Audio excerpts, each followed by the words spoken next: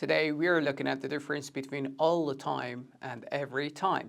Of course, I'm Nafi and this is Atish English, the channel that helps you learn English step by step so that you can speak English with confidence. Shall we begin? Let's jump right into it.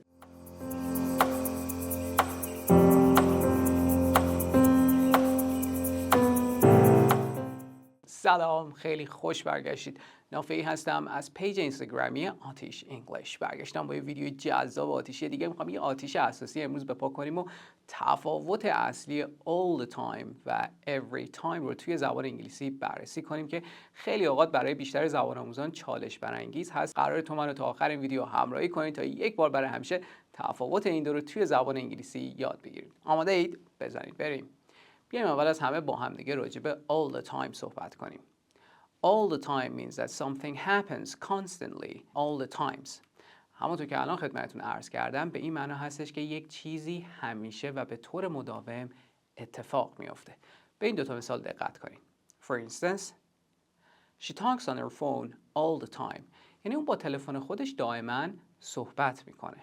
Another example, he eats junk food all the time. یعنی اون دائما غذاهای ناسالم میخوره. حالا از تو میخوام یه مثال آتیشی جذاب برای من بزن و leave me a comment in a comment section down below. قراره چکش کنم ببینم چه مثالی زدی. پس یاد نره تکرار و تمرینه که تو رو به موفقیت میرسونه.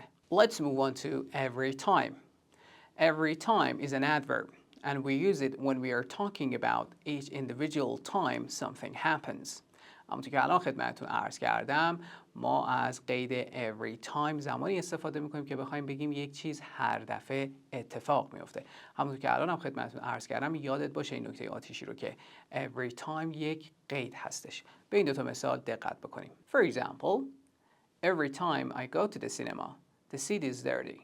یعنی هر وقت که یا هر بار یا هر دفعه که من به سینما میرم صندلی کثیف هستش. Another example, every time he goes out, he stays out late. یعنی هر بار یا هر دفعه که اون بیرون میره تا دیر وقت بیرون میمونه. حالا از تو میخوام یه مثال آتیشی تو برای من بزن و حتما leave me a comment in a comment section down below. I hope you learn something every time you watch one of these videos on Atish English. Until next time, thanks for watching. Stay awesome.